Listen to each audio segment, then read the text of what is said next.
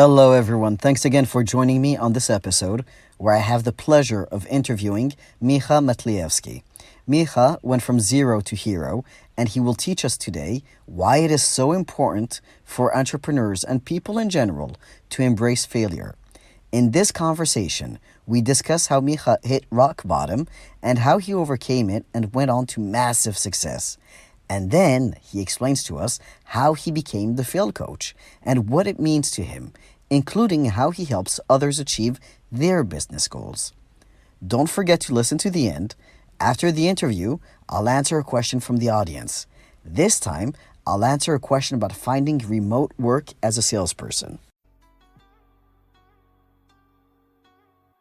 How are you doing? Hey, it's a pleasure to be here. I'm doing really well. How about yourself?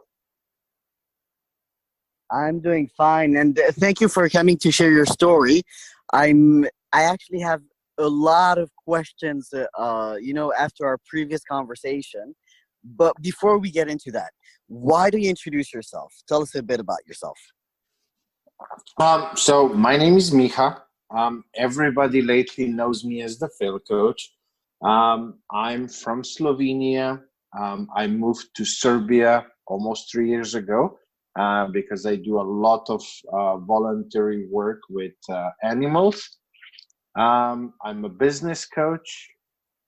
Sometimes I feel like a marriage counselor as well. But before that, I was a serial entrepreneur for many years. I've started quite a few companies of my own, took them to 7, 8, 9, multiple 9 figures. And I had a lot of successes, but I had a lot of monumental failures as well. Okay.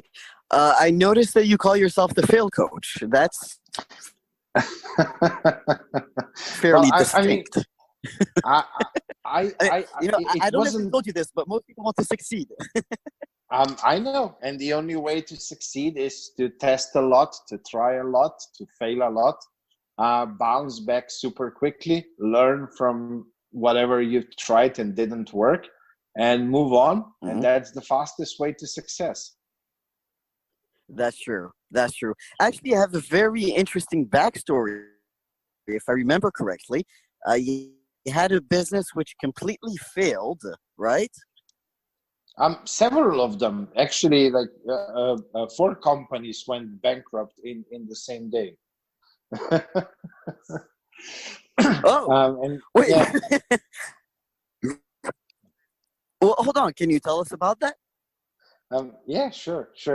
I mean, it was back in 2009, the financial crisis. My companies back then, they didn't have the solid foundations. And so when the crisis came, basically my companies were like that first house from the Three Little Pigs story, made out of straw. And yeah, everything collapsed. One of them was in real estate. All others were backing up that loan. I was co-signing a lot myself as well, and the bank wanted to go out because the real estate prices fell so much, and Yeah. took the money from other companies because they can. I was co-signing a whole lot of things, so I lost $20 million, 4 companies, um, Whoa. in one single day, and I ended up 5 million in personal debt. Wow. That's a lot. Yeah, quite a big chunk of money. And then Okay. yeah, you know how the story goes. So one thing, I wasn't able to use the personal bankruptcy because I Okay. was the owner of the companies, and those companies didn't pay taxes because, how can you if everything's gone in one single day and nobody prepares you for that moment? And because of that, I wasn't allowed to do personal bankruptcy. So the debt stayed with me. I got divorced. I got a lot of very crazy phone calls from everybody I owed money to, um, depression, anxiety. And a few months later, I was seconds away from committing suicide. Okay. Seconds away. So you didn't attempt. You stopped before you tried. No, I mean, I was on the balcony, fifth floor. My apartment was just about to be taken away, and it was evening, smoking a cigarette, and suddenly I climbed on the other side of the fence, and I was holding myself with my left hand, and I was, like inclined 45-ish degrees over the edge already, looking down, and all I had to do was just let go. But then my head went, you're not on the 20th floor. I mean, there you jump, you die. It's a no-brainer. But on the fifth floor, Yeah. will I do this? There's a chance you live. Yeah, and you end up on a wheelchair. And my problem was that my head was on the verge of exploding every single day, with all the overthinking, phone calls, depression, all of that. And all I wanted was some peace and quiet. And if I would survive, that wouldn't happen. And so Right. I was literally seconds away from letting go of the balcony. And then as I was looking down, as I was thinking, am I going to do this right? It was almost like I split into two Mihas. I don't know how else to explain it. And the one Miha starts yelling at the other Miha. And I used a lot of pretty juicy words, so I'm not going to repeat that here. But I did that out loud, so my neighbors heard me, and it was along the lines, really? like, you signed that agreement. Why did you go into that? Why didn't you go to a lawyer? Why, and everything was you. And when you have financial crisis, it's so easy to find blame outside, the stock market, the real estate market, government's not doing enough, the politicians. It's so easy to find blame, like right now with the corona, the virus, the pandemic, the governments, the politicians. It's so easy to look outside and find blame why you might be failing. And this was the first time where I really just blamed myself. And that's where the magic happened, because I realized, that it's all me. And this was the first time I really took ownership of my failures and why it happened. And so my next thought was, but wait a minute, if I was able to accumulate all that wealth and everything, and I did so many mistakes. Now, if I do things differently, I can do it better and bigger. And, suddenly there was this little ray of light on the other side of the tunnel. And I had something to fight for again, because during the months before, with all the darkness, the phone calls, not seeing any options, believing that, that thing will never end. It's like that forever, Now I know, this too shall pass. But, and then the corona thing will go away, and the recession and all of that. Maybe it will take, a few months, a few years, but, this too shall pass. Back then, I thought that that's it, the new reality forever. And you lose, you start asking yourself, like, what's the point of going on? And that moment on the balcony gave me that little ray of light. And that was enough, because I was a fighter if I had something to fight for. Yeah. Okay. And so you got off the balcony, you went back inside. Yes. And what did you do then? I sat down. Actually, I'm sitting at the same desk because I brought it with me. Yes, I'm sitting at the same desk right now. Just the computer is newer and so on, but the desk is still the same. I took out paper and I just started writing down everything that I need to do and change, the bad habits, all of it. And then the first thing in the morning, I called all the people who were constantly calling me for the money and threatening me with not just lawsuits, but more terrible stuff. And I said, you Right. know what? Let's finish this today. I mean, I don't care. You want to do, you want to kill me? Let's do it. Or if you just want your money back, then you need to give me space. I need to have that breathing space. I need to work on so much. I don't owe 5,000, I owe 5 million. Yeah.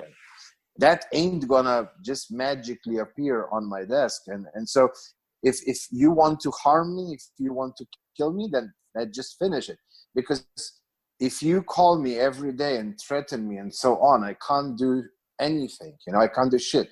So if you want your Right. money back, I need that space.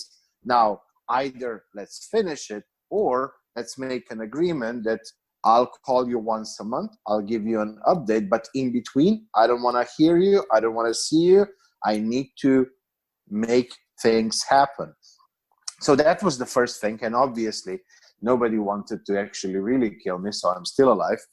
But I really meant it. I mean, I think people realize that I'm not Yeah. joking, that I was, like on that bottom. I honestly, I didn't care at all what happens.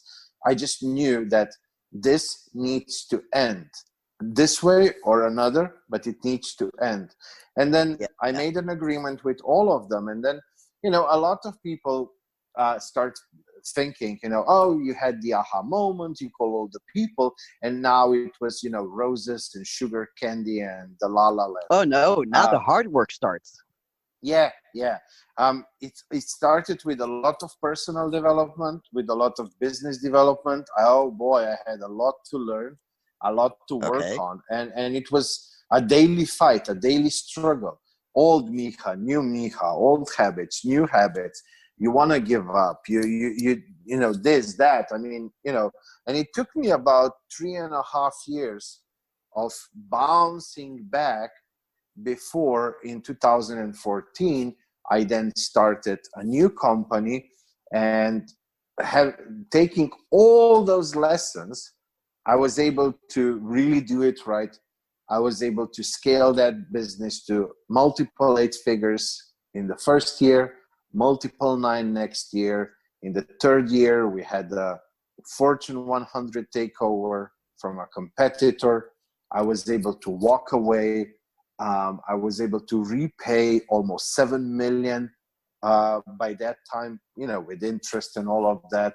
Of course. Yeah, And yeah. and then slowly, um, everything, like every story starts with me failing at something. Every time I talk with entrepreneurs, I tell them how important foundations are, and part of those foundations is how you handle failure, how you handle when things don't go your way. It's more Well, important than the success. And that's how people started calling me fail coach. And I said, well, you know what, I'm gonna be the best fail coach ever.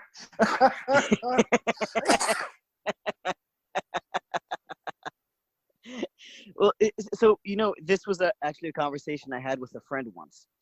Some people, they start off and they immediately have success, and the minute something goes wrong, then they don't know how to deal with it anymore, right?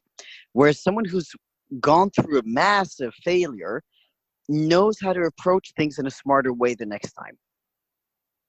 Yes, absolutely. Tell me, were the people to whom you owed money, were they surprised when you came, and paid them in full?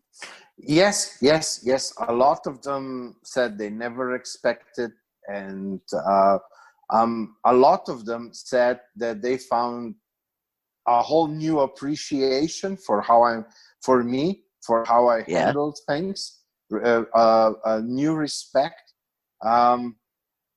And some of them also learned about the stories, because I started with one sharing of my story locally, and a few of those people came to listen, and I shared the same story, like now, the suicide attempt, this, that, and they said, wow, like we didn't know, like that was happening in your head and so on. I mean, and they were desperate. I mean, I don't blame them, like when you're desperate, because everybody was out of money, and so Yeah. you did what you could to get some money. And so I didn't have anybody that owed me, so I wasn't able to scream and yell at somebody else.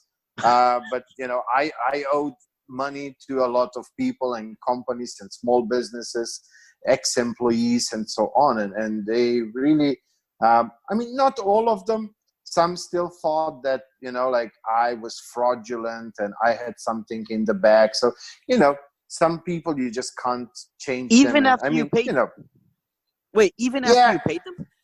yeah, that it was all a plan. And I mean, you have conspiracy theorists all over the world. I mean, all I wanted was why I repaid. It was not that I wanted anything from them. I just needed the closure for myself. Yeah, I can And understand that's that. it. I mean, you can't and some people really were like, oh wow, like amazing and congratulations, and they still support me heavily on this journey. And but that's life. I mean, some people, you can do whatever you want and they will never be satisfied, and some people, they will support you and cheer you on and so on. So it is what it is. At the end of the day, you need to find peace in yourself, and that was my goal.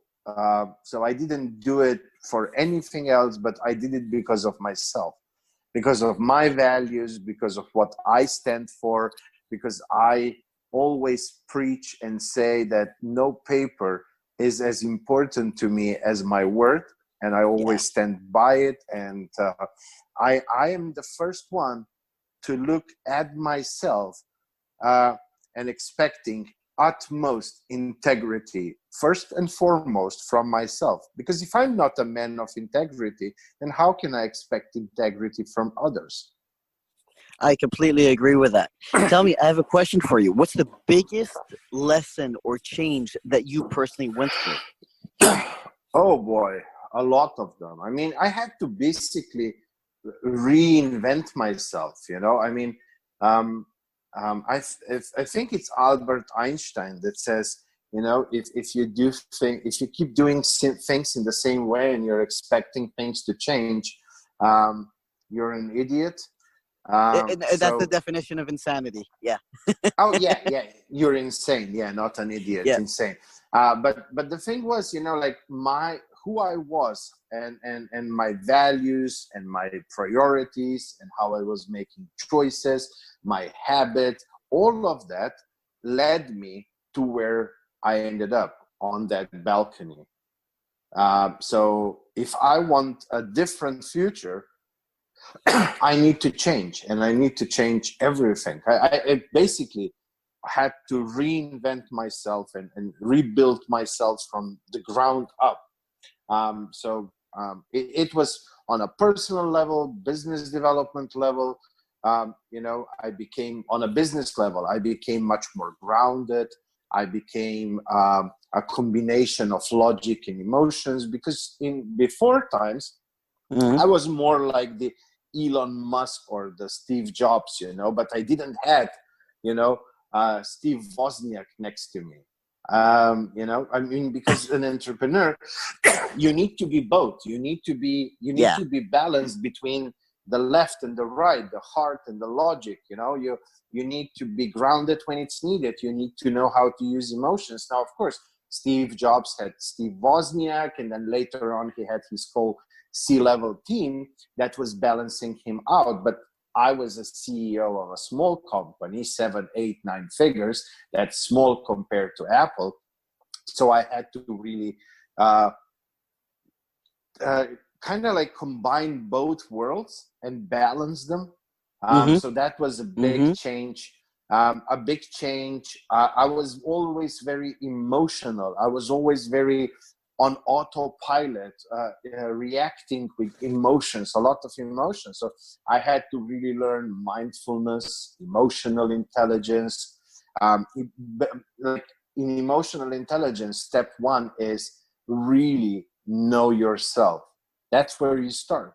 And then you have to know how to manage yourself. And then you need to become more socially aware. And then, of course, the last part of emotional intelligence in leadership is managing others' emotions.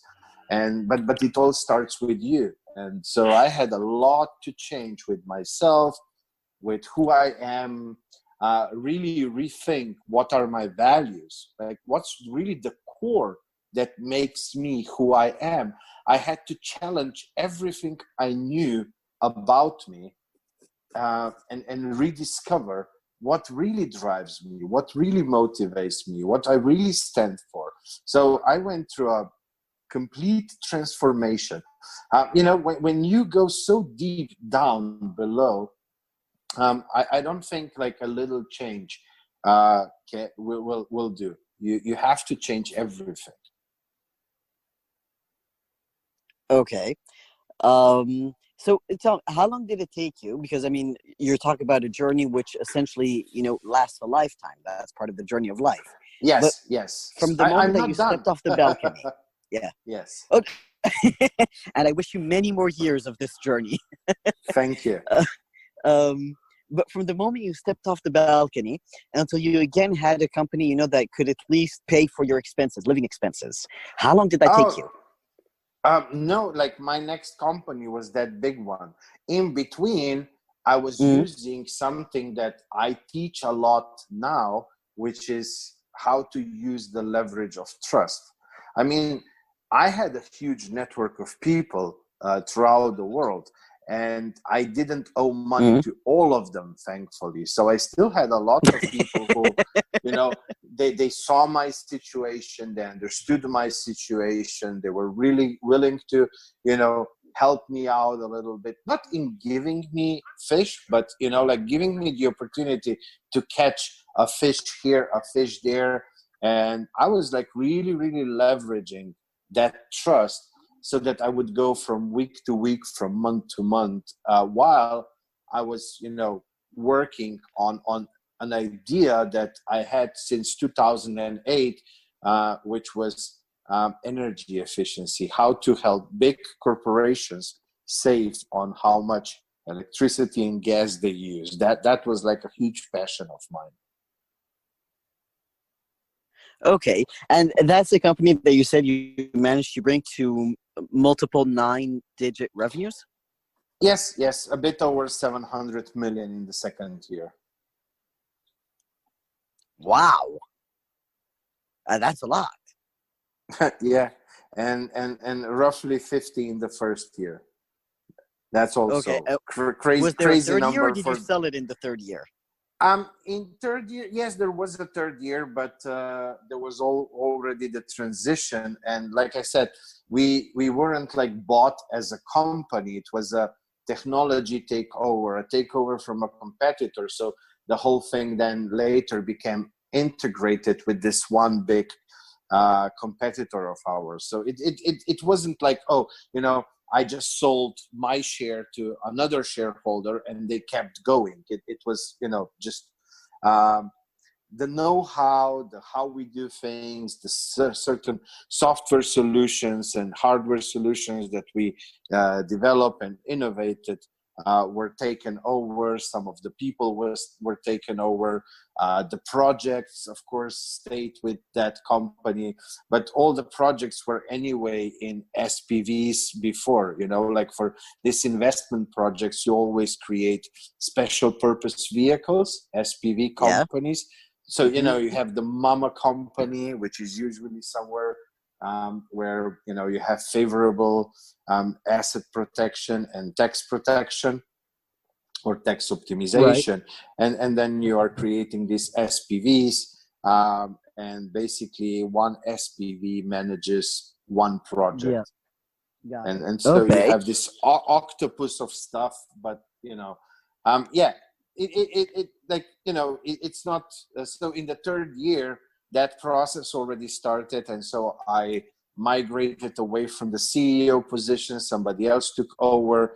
And because I saw if I handled that transition, then they'll want me to stay in. So it was a hard move, because emotionally it wasn't, I started that company with the co-founder, and unfortunately he let his ego take the best of him, because he wanted to be the important person, and oh, this was me and I did this and I did that. But he's still locked in. He's still now an employee of that big corporation, and he calls me like once or twice a month, and he's just bitching about it, like, oh, I need to punch myself in when I come to work and when I go out, and he has a lot of money from the exit, but basically he's now like a middle management employee. Oh, that's horrible. Yeah. But it wasn't easy, I mean, I came up with the idea, I put the people together, even the co-founder, nobody believed in this until I was able to come together with an MVP test at a client and an investor who was willing to back that test up. Nobody believed in the project, even this guy that was my co-founder. And then, if you want to show off and you want to tell the whole world, like, oh no, I created this, I did that, but then everybody will be looking at you. And, if you want to exit, you have to be seen as the least important person in that business, because otherwise they'll want you to continue. And it's not easy. You go to meetings, and all these people who were there employed because of me, because of what I created, everybody, oh yeah, I created this part and I did this and I did that. And, you have to sit there and you want to just scream from the top of your lungs, like, no, that I did that. But, like, it wasn't easy to manage that emotion and the ego, because, it was a huge thing. It was very innovative approach to what we were doing and so on. But you just have to let go and think about, energy was not something I was deeply passionate at the later stages. It was something I was interested in 2008. I saw an amazing opportunity. The crisis actually fueled that further, because big corporations started to look more at cost. And so, like, it was things coming together. But then after some time, I saw, like, that's not what I want to do for the rest of my life. I see this as a good vehicle for me to finally, repay and get out of debt and so on. But, that's it. I don't want to do anything else. This is not something that I see as my purpose. I think there was always this calling in me to help others more than just do something for myself. Right. That's what I was going to ask you. So what do you do today? Like I said, I'm the fail coach, and as the fail coach, sometimes I have to be a little bit of a therapist. Sometimes I'm a marriage counselor, but not between husband and wife, but between, multiple shareholders, for example, multiple co-founders. And most often I do a lot of life coaching, because the thing is, the foundation starts with you, the entrepreneur. Nobody was born the perfect entrepreneur. We all have some skills. We lack some skills. We have certain mindsets. We lack some others. And you need to do that due diligence and know thyself. And then you need to work on yourself first, because change always comes from within. Always.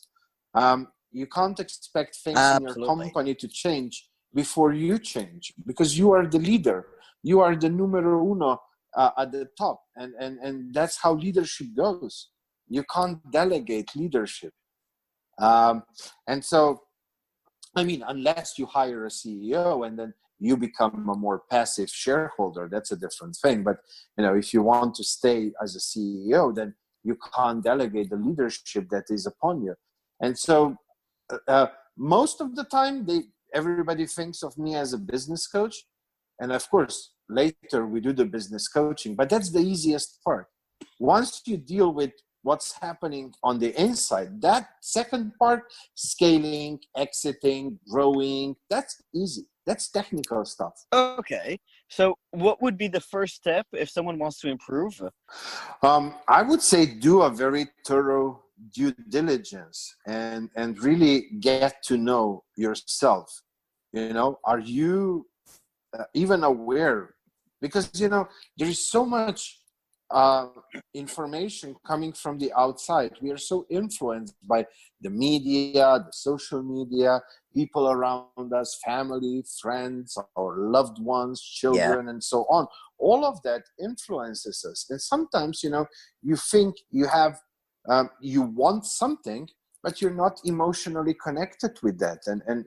So your why, your purpose should be emotional. You should have huge positive emotions associated with that. And I see so many people, they think they want something, they go for that, but there's no emotions there. You see that it's not like you have to be in love with what you want to accomplish, with your dreams, your goals. I know this sounds like I don't know, like a Buddhism thing or something, but that's the reality, and most of us, There's we a truth lost that. behind it. There's a reason Yeah. Buddhism has existed for so long, Yes, but the Western world, when you start talking about things like that, like most entrepreneurs, when you mention mindset and things like that, they said, no, I don't need that, just show me how to grow sales. So then what you do is you sell them what they want, and then through the coaching, through the work, you give them a lot of what else they need along the way as well to achieve that. But the thing is that the business part is really easy once you really do the hard part, which is the work that you have to do on yourself. But it starts with a very clear due diligence, because you can't start working on something if you don't know what's missing. Yep, that makes sense. That makes absolute sense. So tell me, where can people find you? If they want to get some coaching from you or read something that you wrote, where can people find you? So in the next few days, we will launch. I actually created a little ebook, free ebook. They can download it for free. All they have, well, right now it's not live, but it will be by the time you release the podcast. It's the website is leverageoftrust.com. Leverageoftrust.com.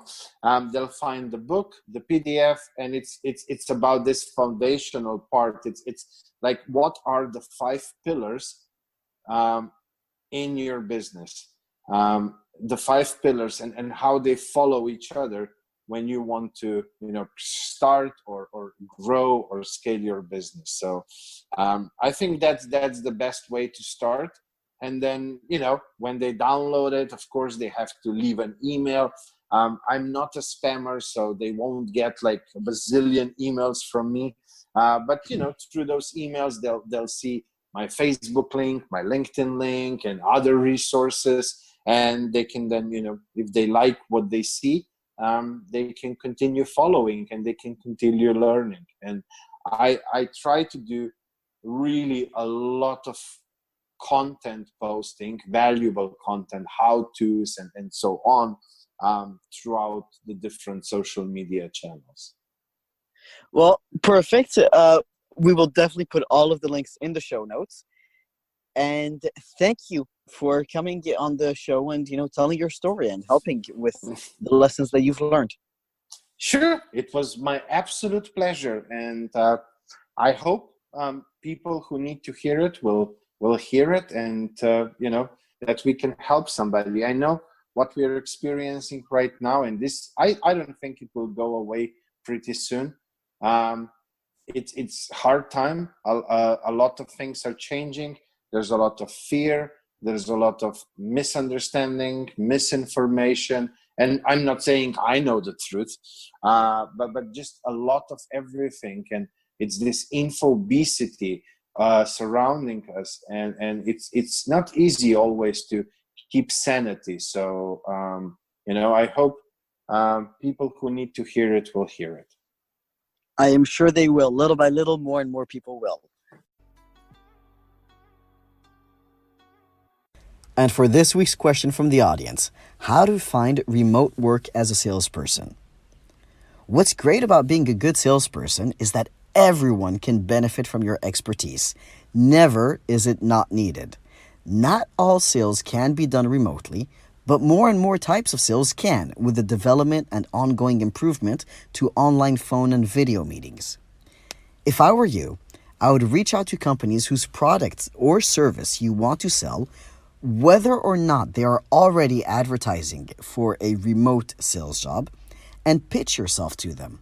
This may be the first time they would be hiring a remote salesperson, but this is the perfect time since many businesses have been forced to evolve into remote work to survive.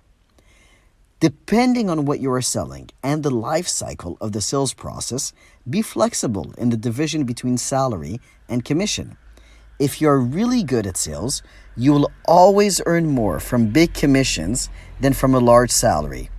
Good luck, and let me know how else we can be of help. Thank you for listening to this interview with Miha. All of the links mentioned in the show are in the show notes. Remember to subscribe to the podcast on whichever platform you use to listen to podcasts. And if you haven't done so already, please leave us an honest review. Last but not least, go to our website and sign up for our newsletters, which come out twice a month, so you do not miss out on anything important.